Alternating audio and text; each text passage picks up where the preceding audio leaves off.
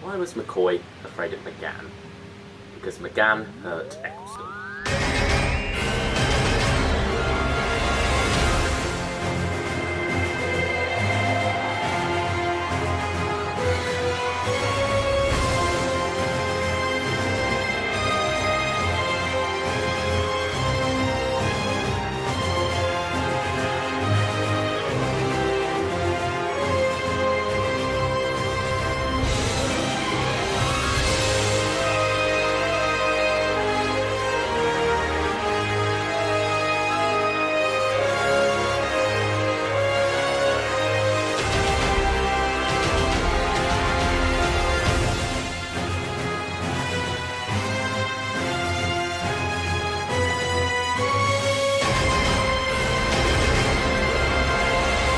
Hi everyone, TARDIS Guy 123 here, and today I'm going to be reviewing... Wait, what? Today I'm going to be reviewing The War Doctor, Only the Monstrous. It feels like only yesterday this box set was announced back in September, and we were all hyping up around it, wondering how this story is going to be told, if it was going to be the new Dark Eyes with Nicholas Briggs both writing and directing. And there was loads of build-up to that, and it almost came immediately after, because September to December isn't that long when you think about it in terms of Big Finish announcements versus when they come out, because we've got to wait till May until we get the 10th Doctor adventures. So I think it's quite interesting that that happened, and they're keeping that momentum going even more with the announcement of Infernal Devices, the second War Doctor box set coming out in February, with just 1 month gap in between there. It seems quite fast paced for the War Doctor, and he really is hitting the ground running here in a lot of ways. And then while we got to wait till September for Agents of Chaos, you know, it's still quite a fast start for this new range, this new thing that people have got into. And I guess they're quite excited really to tell this whole new era. It hasn't really been told before, except for in the book, which I've got the name of, Engines of War, that's it. That's the only place where the War Doctor's really been explored outside of TV. Speaking of TV, yeah, I liked John Hurt in the 50th, I did. He was probably the least thing wrong about the 50th, really. The 50th had loads of problems for me, especially in its portrayal of the Time War, which we'll probably get onto later in this review. But you know, John Hurt was not one of those things. While at first, yes, admittedly at the time of the name of the Doctor, I was thinking, what? Why are they throwing in an extra Doctor here? Why not use Eccleston or McGann? Now I've sort of like got over that, you know, I quite appreciate having that extra Doctor in there. I think it works having that War Doctor in there. What I don't appreciate, however, is having the 10th Doctor's second regeneration actually count as a regeneration, and then giving Moffat the excuse to do the 13th regeneration story with the 11th Doctor, despite no real build-up to that and all the things that could have happened around that with the idea of his own mortality and that this is the last incarnation of the Doctor. But anyway, I'm rambling now about many problems with Time of the Doctor. But yeah, I do really like John Hurt's Doctor. That's basically what I'm trying to get out of this, and he's even better in this. But anyway, here's the front, here's the side, there's the back, there's the individual spines, that's what's on the top, and if you really want to know, that's what's on the bottom. Now before I move on to the individual stories themselves, I would like to talk about probably what is the best part of the box set overall, and that is John Hurt as the War Doctor. He is amazing in this, he really is. He takes what he does in the 50th and makes it even better. We get this even darker Doctor, because in the 50th, we were told that it was a dark Doctor, we were told that he had done loads of dark things. You know, you couldn't quite believe that because the way it was written, sort of like the jokey way. Here, there is still humour, and it works, but it's much more of a sardonic humour. Much more black in places as well, and you know, it's quite amusing, it's funny humour, and John Hurt does that very well. But at the same time, you feel the weight of the war really pushing on his shoulders, and you know, that's something that John Hurt really does get across in his performance very well. The fact that this is a Doctor who's been through countless years of war, and that, you know, he really is tired of it, and the story starts off with him sort of like trying to get out of the Time War, faking his own death, or sort of like even hoping that he did actually die. And you know, that's quite an interesting way to start this box set, and I think that works quite well to start this adventure that Big Finish are going to go on with the War Doctor in the future box sets. Now then, for those wondering, this box set is very much a three-part story in a lot of ways, but sort of like in the way that the new series does it, I guess, in that the first part, which is The Innocent, is very much separate from the other two, so it's a bit like the recent Series 9 finale with Face the Raven, Heaven Sent, and Hellbent, although that may not be the best example, because you could even class them as 3 one-part episodes but interlinked, whereas this is very much almost like a one-part episode and a 2-part episode, but they're still very strongly interlinked, so a bit like Utopia, Sound of Drums and Last of the Time Lords in a way is where I would describe this box set. So I thought I'd just clear that up just in case some people were going to go into this expecting it to be 3 individual episodes. They are very different, but at the same time, it is one story, really. So, without further ado, let's start off with The Innocent. It's alright, alright. You can tell me. Who are you? No one. And here is The Innocent. Like all stories in this box set, it is written and directed by Nicholas Briggs and stars John Hurt as the War Doctor. There's the front, that's the spine, there's the back, there's the single disc, advertisement for the 10th Doctor Adventures behind the single disc, front of the booklet, back of the booklet, and writers and directors' notes on the inside of the booklet.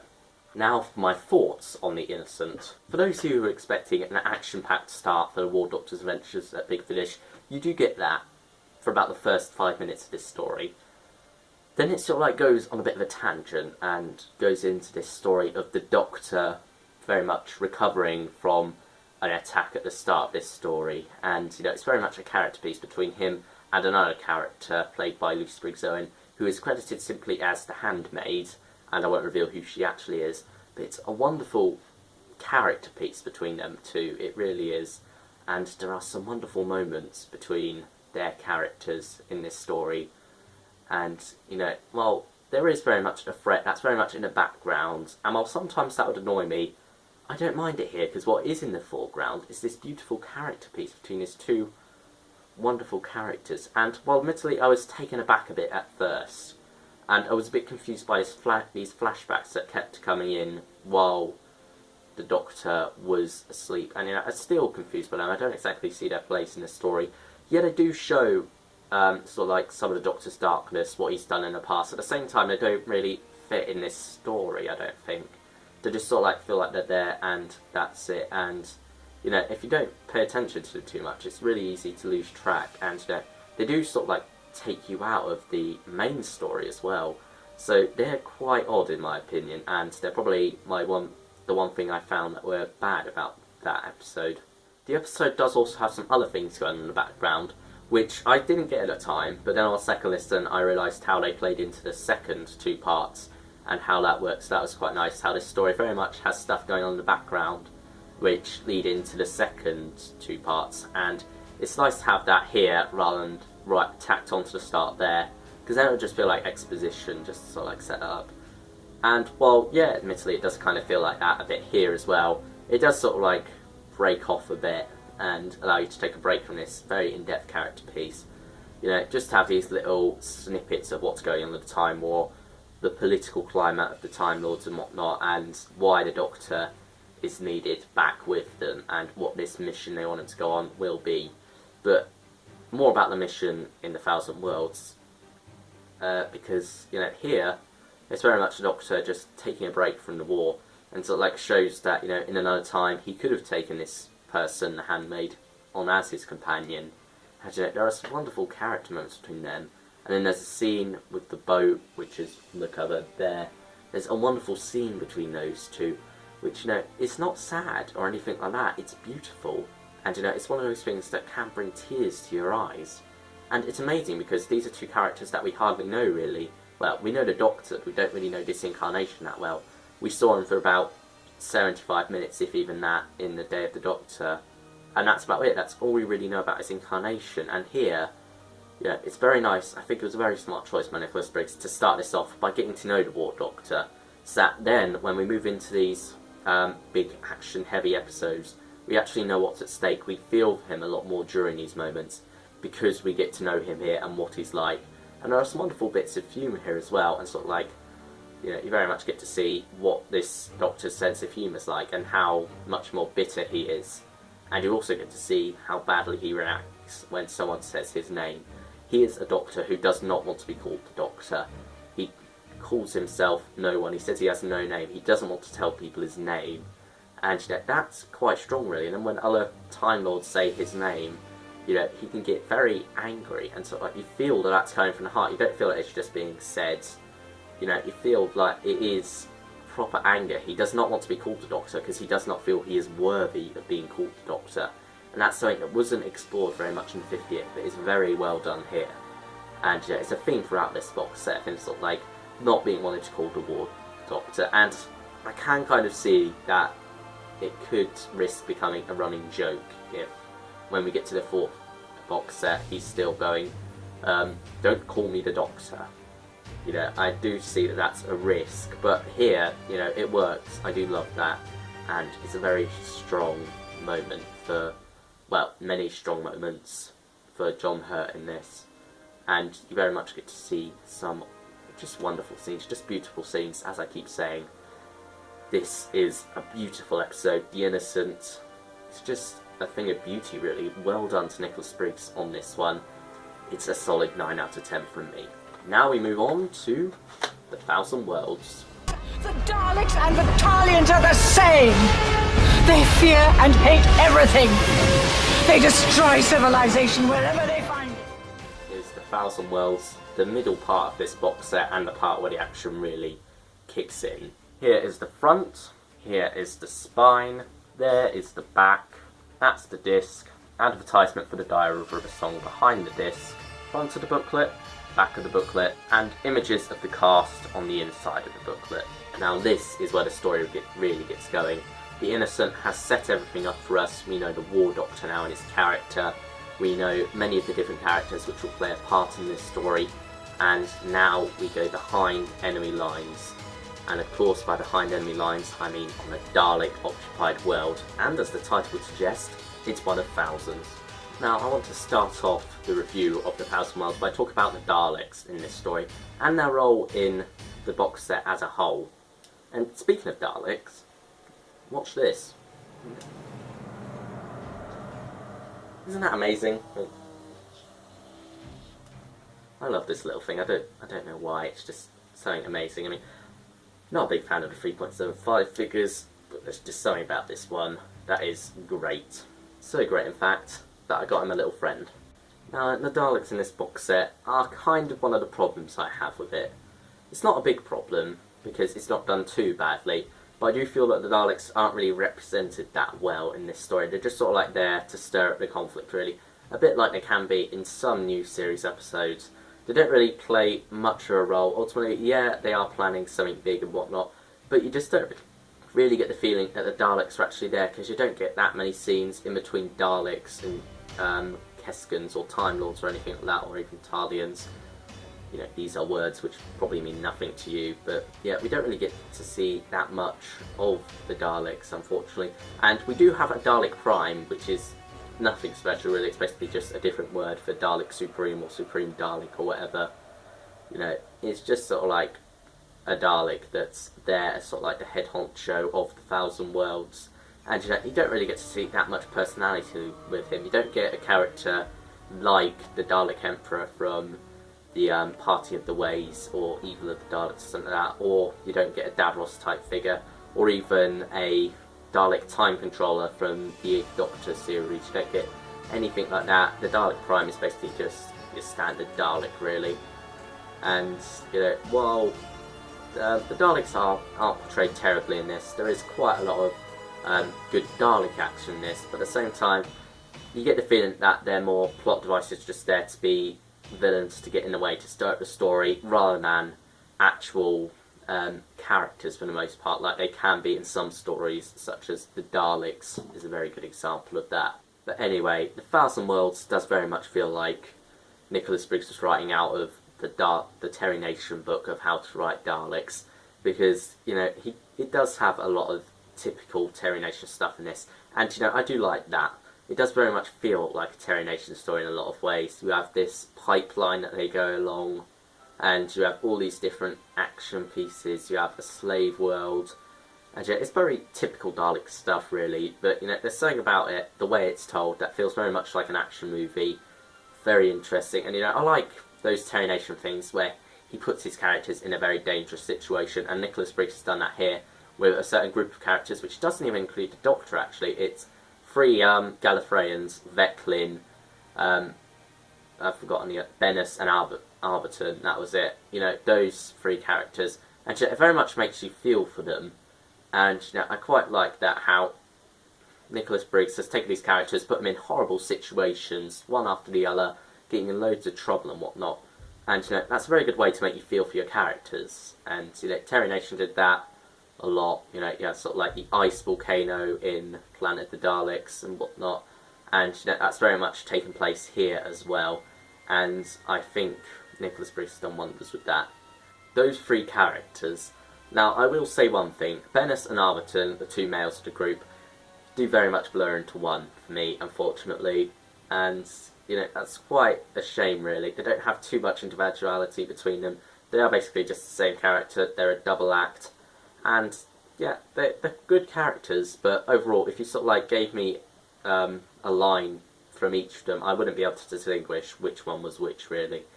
They are very easily confused, and they're good characters, but nevertheless, they don't really have their own individual voice. They do blur into one. Veclin, on the other hand, is a far more interesting character, and played by Beth Chalmers, starts the story in The Innocent as a very different character, very much sort of like a top servant, really, of Cardinal Ollistra, played by Jacqueline Pearce, and she very much starts it like that, just sort of like a stooge, really. But by the time you get here and you get to see her in these situations, you get to see a lot more for her character, and she's very determined to defeat the Daleks, that much is clear. And she's just a very good character, I feel, by the time you get to this point. Yet you can tell why the Doctor doesn't like her that much, and there are quite funny lines between them two, eventually when they meet up later in the, not the Thousand Worlds, it's the story I'm doing, The Heart of Battle. There are some very interesting scenes between those two, and sort of where the Doctor sort of like just says, I took an instant disliking to you, Veclin, and he's very honest with her, and she's very honest with him, really. And it's just, she's a good character, I'd say. Not the most likeable of characters, but she's a villain who you love to dislike. Well, she's not even a villain, really. But, she's a character who you love to dislike. She's very well done, and it's interesting how she was initially portrayed as quite an annoying character, but then became something a bit more than that, I'd say. And I wouldn't mind seeing her pop up in future War Doctor box sets to see where they take that character. Now then, this episode itself, while highly entertaining, is very much serves the purpose of getting the characters to where they need to be for the Heart of Battle, the final part. And that does sort of weigh it down a bit in my eyes, but nevertheless it is enjoyable to see the journey to that point. And as I say, it's got a lot of Terry Nation stuff in there, which makes it highly enjoyable. There are some wonderful scenes with the War Doctor where he sort of like interacts with these slaves and whatnot, and one character played by Carolyn Seymour, who was credited as a slave. Yeah, I could see this twist of her character coming a mile off, and even though it was right at the start when her character was introduced, she's just a wonderful character, I'd say. And Caroline Seymour is a wonderful actress, she truly is. And in this, she has a wonderful rapport with John Hurt, and there are some wonderful lines there. And it's very heartfelt as well. And as I said in the previous story of The Innocent, that one had the ability to make me cry over characters I hardly knew. This one is the same. You very much get tears in your eyes when you listen to her character and get to learn more about her character and get to learn more about what her and her planet have been through in the years of Dalek occupation and everything. And it's very interesting from that point of view. Overall, the Thousand Worlds may be there to suit the purpose of getting all the characters where they need to be for the final part. But nevertheless, while it does that in such a style and such a way that is highly enjoyable and makes me want to give this a 9 out of 10. So then, both 9 out of 10 so far, both very strong stories. Let's see if that holds up in the final part, which is, of course, the Heart of Battle. I know the Daleks! They'll never give up. The only way to defeat them will be to wipe every single one of them from the face of eternity. here it is, what it has all been building to, the heart of battle, the final story from this box set, the tying together of all the story strands we've had so far, and the epic conclusion to Only the Monstrous. Here is what you have on the front. There, once again, is the spine, the disc itself, the bonus disc, the advertisement behind the discs, the front of the booklet, the back of the booklet, and lastly, the inside of the booklet. And now for my thoughts on the heart of the battle. Now first off, I would like to take issue with the name, because it's not really the heart of any battle. The Thousand Worlds is a much more action-packed story than this one. Although it is sort of a battle at the end, it's not really in the forefront at all. It's more a conversation between two characters at the end there. So yeah, not sure where the name really came from. It's a good name, and it feeds into the final line of the story, but at the same time, it doesn't really feel like there's any battle that this is a heart of at any point in the story. Does that bother me? No, not really, because what we get instead is something quite nice, really, and it's very much this conversation between many characters, and does it slow the pace down a bit, but it's not all taking place in one place at the same time. There is some action going on in there, a lot of plot going on in there as well, so I do appreciate that going on, but at the same time the heart is very much the conversation between these characters. And there's very interesting developments that happen in this story, which I do feel that you need to experience for yourself rather than having me tell you and spoil it for you, because it is much more better to see it play out naturally. But at the same time, those are some great scenes there where the Doctor has to try and convince this character that the Daleks are evil and whatnot, and that's all I'll really say. But it is quite entertaining to see that. And the idea that should peace be reached at any cost, what sort of should you sacrifice for peace? And there are some very good things, and sort of the Doctor even comments on the state of the universe now, and how one man's hope for peace almost got millions killed, and that is a wonderful line of dialogue which I may have spoiled slightly, but nevertheless John Hurt performs it way better than I did just there, and there are wonderful bits like that in here as well, and you do very much get the Doctor's morality tested a lot here, in the fact that does he really want peace, or is he just fighting the Daleks for so long that he's sort of become blind to that option really? And while we all know that there's no chance of peace where the Daleks are involved, they're too devious, they're too evil, but at the same time, in the context of the story, it actually works quite well, and there are some wonderful scenes in there as well. And Caroline Seymour also gets a chance to shine during these sleeves. Oh gosh, I'm calling William Hartnell. Yeah, during these scenes, and there are just wonderful bits of dialogue there for all around, and it's just very heavy stuff. And ultimately, there is a bit of a moral dilemma here, but there was only one way it could really go. And I didn't see too much of a moral dilemma there at the end. I think there was a lot of moral dilemma in this story, and there's sort of quite a few different ones. But the final one, the one that's sort of where the Doctor's going this will define me as a monster and whatnot, ultimately I think, yeah, kind of, I could see what you're getting at there, but I don't really see the impact of this so much as it was intended. And sort of it's just sort of something that's something that a Doctor has to do, sort of sacrificing a couple of lives to save many. And it's something that the 8th Doctor brought up in Dark Eyes, actually, where he says, it's not about the numbers and whatnot. And, at the same time, I just feel that more down at the end there just didn't work exactly for me, as well as some of the other stuff in this story which I previously mentioned, such as the one man search for peace thing. And there's just something that I just felt was a bit off about that final scene. Well, not final scene, but final dilemma. And while I feel like that does work, at the same time, it just didn't work for me as well as maybe it could have, should have, or would have done. Now for a character I've been saving for quite some time now, and really need to talk about. She's on the front cover. It is, of course, Cardinal Ollistra, played by Jacqueline Pearce. And I've been saving her for the end here because You know, you don't really get to see that much about her. She's very mysterious, and in a lot of ways it's very much like the Seventh Doctor. She is the arch manipulator of the Time War. She's very much running things and sort of like taking charge and manipulating events to work against the Daleks and for her own means. And you know, she's very much determined to win the war. And so is the Doctor, actually. They're both determined, but they've both got their own way of going about things. And, you know, it's very interesting to see that sort of like side of things, to see the differences, but also the similarities between these two characters. And, you know, she's not a villain outright, but there are sort of like some devious parts about her, which sort of like make you dislike her character, but at the same time like her character. It's very much like Veclin, only on a much bigger scale, and ultimately this character is a lot better than Veclin, and she has some wonderful lines, especially in The Innocents. You actually hear one of them in the trailer where she's going on about hypocrites, a lot of them, and you very much get the feeling that she admires the Doctor, even though the Doctor despises her.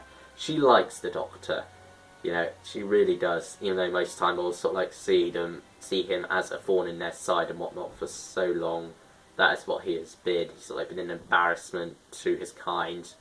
You know, they put him on trial twice, well, that we know of, and, you know, it's very interesting to see that sort of character, to see how she admires the Doctor, unlike most other Time Lords, and, you know, it really does hope that he isn't dead, and she is a very multi-dimensional character, very well written by Nicholas Briggs. I look forward to seeing where she goes in future box sets.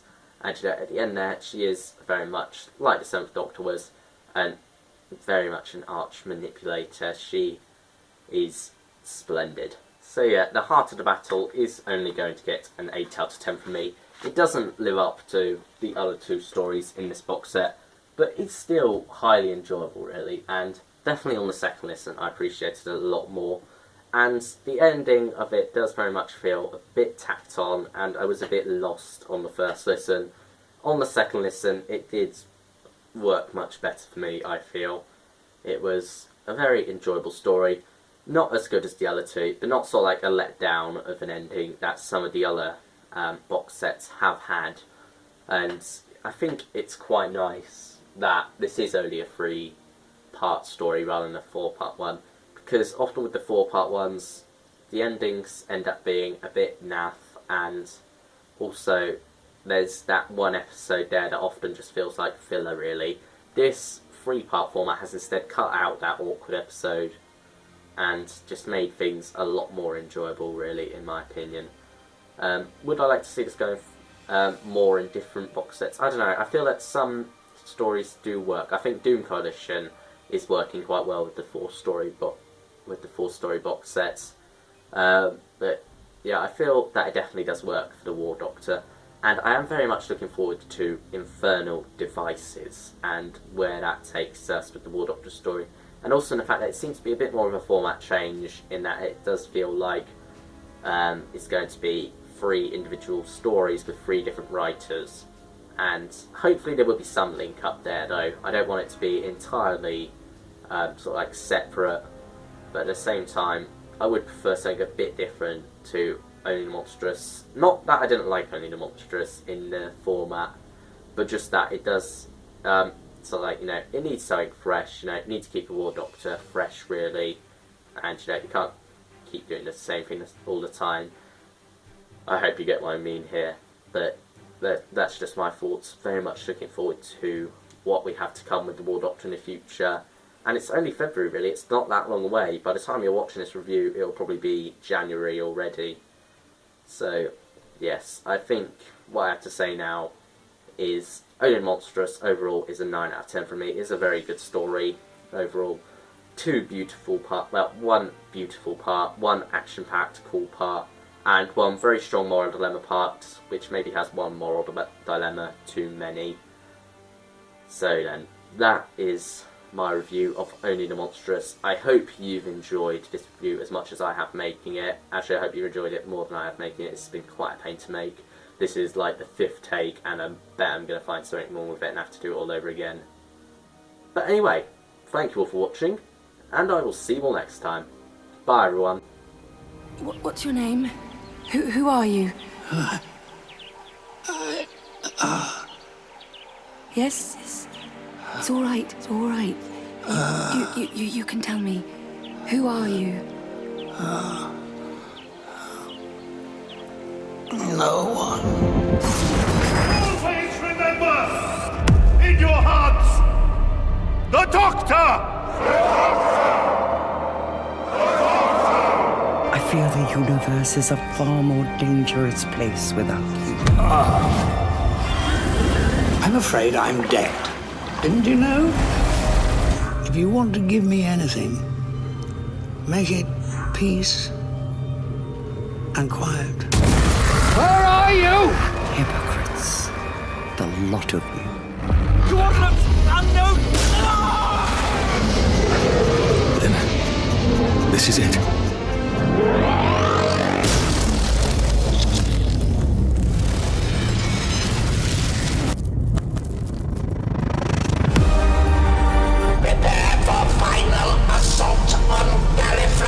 Doctor. Don't call me that! Lock all weapons on target. You think I'm not a monster, but look at me now. Prepare for total extermination of the Time Lords.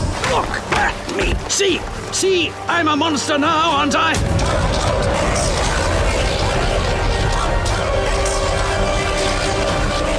Doctor. Nobody of that name here. Well, where are you going? I told you, the TARDIS. Now, go. No, I'm coming with you. Don't be an idiot. I know the Daleks. I know them. War has finally found me again. You're not a monster.